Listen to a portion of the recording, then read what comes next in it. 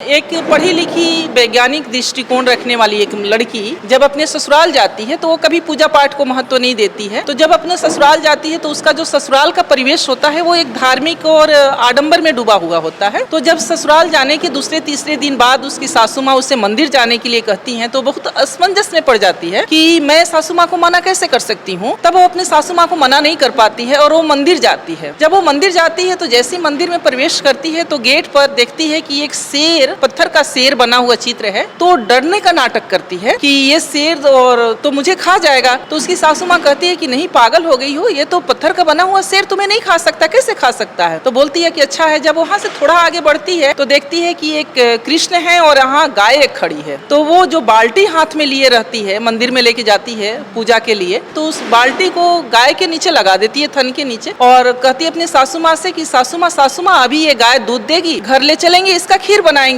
उसकी सासू माँ को हंसी आ जाती है कि मेरी बहू पागल है, पत्थर के गाय के नीचे ये बाल्टी रखी है, कहीं पत्थर की गाय दूध देगी। फिर वो अपने बहू से कहती है कि पत्थर के गाय कहीं दूध देगी। थोड़ा उससे आगे बढ़ती है तो देखती है कि शंकर जी का एक बहुत विशाल प्रतिमा बना हुआ है और उसमें एक नाग फुफकार रहा है। फिर वो डरने का नाटक करती है। वो कहती है सासू माँ ये सांप मुझे डस लेगा। फिर उसकी सासू माँ कहती है कि पागल हो गई हो, ये पत्थर का सांप नहीं डस सकता। इतने में वो अंदर मंदिर में उसकी सासू माँ ले जाती हैं और एक जो मूर्ति है, वहाँ देवी की मूर्ति है, उसके सामने उसकी सासू माँ कहती है कि बेटी इनके सामने सर झुकाओ और इनसे आशीर्वाद लो, ये देवी बहुत प्रतापी है और जो आशीर्वाद तुम मांगोगी वो फलीभूत होगा। इतने में वो लड़की क्या करती है कि मूर्ति के पैरों में न गिरकर अपनी सासू माँ के पैरों में गिर जाती है और कहती है कि माँ, जब पत्थर का बाघ मुझे खा नहीं सकता, पत्थर की गाय दूध नहीं दे सकती, पत्थर का सांप मुझे डस नहीं सकता, तो ये पत्थर की मूर्ति मुझे आशीर्वाद नहीं दे सकती। मुझे तो आशीर्वाद आपसे चाहिए और आप ही मेरे लिए देवी और पूजनीय हैं और मैं तो आपसे आशीर्वाद लूंगी। तो इस तरह से वो अपने सासू माँ को वैज्ञानिक सोच से अपने और तर्क से अपने सासू माँ के दिमाग को खोलती है और उन्हें समझाती है